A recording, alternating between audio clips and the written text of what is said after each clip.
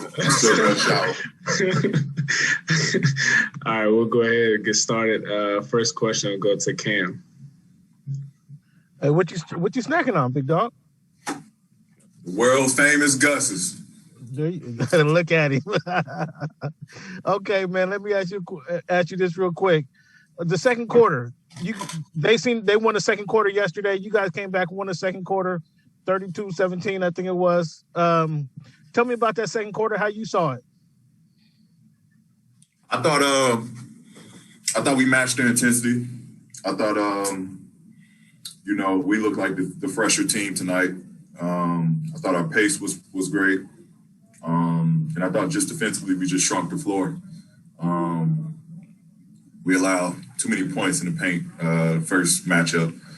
Tonight, I thought we did a great job of just shutting the paint down and just making it a little tougher for them to finish. Thanks, P. We'll move over to Andrew. Hey, Paul. This year, do you see a difference in the way when you guys have to make adjustments that you guys handle that Ty kind of brings it about, communicates to you guys the way you guys executed from last year? Because tonight, you guys are extremely sharp and seem to do everything he wanted. And I wasn't sure if that was kind of a hallmark of what you guys have been doing all year. Yeah. I mean, that's what T-Lu's great. He's great at making adjustments.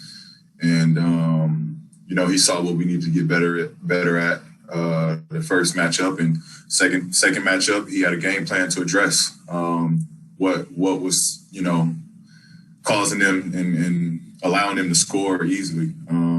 But a lot of it was just us just pressuring up, playing a little bit harder, and, again, helping one another on the floor.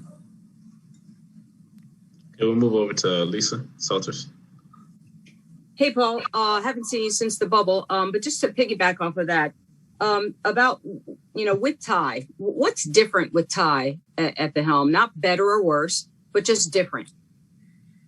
I mean, I think it's just that, I think it's just that Ty is really savvy, and again, it's just a game of adjustments. And I think that's really where T-Lu kind of shines at, is just how well and how quick he adjusts. And, I give him a lot of credit for that. It's not easy to build habits and then try to do something else. But, we listen, we follow the game plan, and, he's been sharp with it. We executed. Let's move over to On. EG, super jealous of the chicken, man. That looks good. I was wondering, you've talked all season about how you guys have a brotherhood and you're building and building and building. I'm wondering about Serge. What kind of impact has he made through tough losses like last night and a win like tonight, as far as the chemistry off the court, in the locker room, that wasn't there last year? What's his biggest impact? Serge is just a positive dude. Everything is for the love of the game. Literally everything he does is for the love of the game. He constantly wants to be better. He constantly wants to kind of hash out and get to the bottom of things. He always is willing to learn and figure things out. And that's great. It's great when you have that positive energy in the locker room, whether we win, whether we lose. He's pretty even keeled, and he's almost like a coach. He's an additional coach on the team. Where he always just gives his input. And I think whether he's right or wrong, I think what just makes it so good is that, he starts and sparks a conversation, and we just go from there. Thank you. We'll move over to Farbot. Hey, PG. It seems like every night we get like a quiet 30 points from Kawhi that, nobody seems to really pay attention to him. When you look at the NBA's MVP standings, he's ranked 6th. He's not even top 5 right now. And it seems like they always have a different excuse every time, whether it's the back-to-backs or the Clippers are too stacked, they can't consider him as an MVP.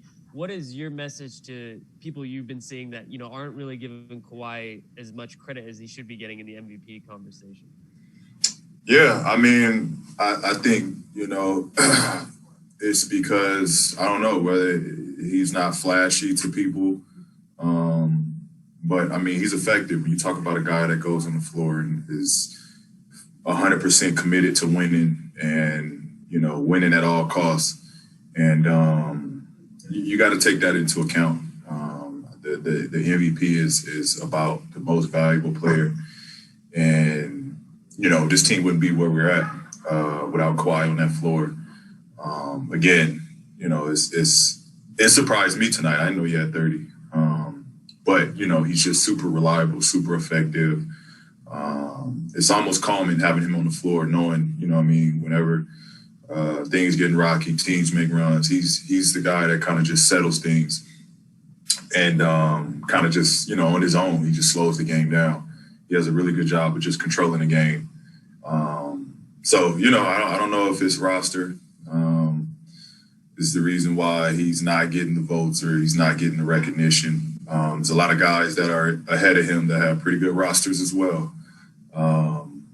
But, hopefully, his resume over this year, the media, voters, whoever makes that call, they'll take that into account. We have time for a few more. We'll move over to Miriam. Hey, Paul. Obviously, big games in this league come fast and furious, but you guys got another big one against Milwaukee in a day and a half. Any thoughts on that showdown? Yeah, it'd be another fun matchup. It's always fun playing against Milwaukee. They had our number last year. And so, we remember that. We're feeling some matchup with them. They're one of the better teams in the East. And, it's another great stepping stone for this group to play another good team and, challenge them, take our spot and continue to keep growing. Let's move over to Law. Paul, you discussed before how much fun it is to basically find your teammates throughout the game, all different ways throughout the game. I wanted to talk about your last assist to Serge. You haven't played a lot in fourth quarter minutes with Serge Ibaka this season. How does his presence help you guys, especially considering you found him for a dunk in that fourth quarter? And just how are you continuing to develop your sense of how the game's going and just finding different guys throughout? Well, I think first and foremost, what allows me to find guys is just being in attack mode and putting two on the ball. Anytime I'm able to attack, get two guys guarding me, that is the easy part. It's just finding who's open. But it's just great to have Serge because he can pop in, he can roll. And, he's somebody teams out there got to guard. You got to find him because he shoots the ball well. And he can finish well. So, anytime we can find him, whether it's a pick or a pop, give the ball to him on the pop or on the roll, allow him to make the plays. And then we got floor space with shooters. So it's a pick your poison kind of deal when you got Serge on that floor. And we'll close out with Lisa. Yeah, Paul, you guys are at your best when you're doing what? When we're sharing the ball. We're at our best when we're sharing the ball. The ball is moving from side to side. Tonight was a 34-assist game. That's when we're at our best. The ball's flying. We're really hard to guard.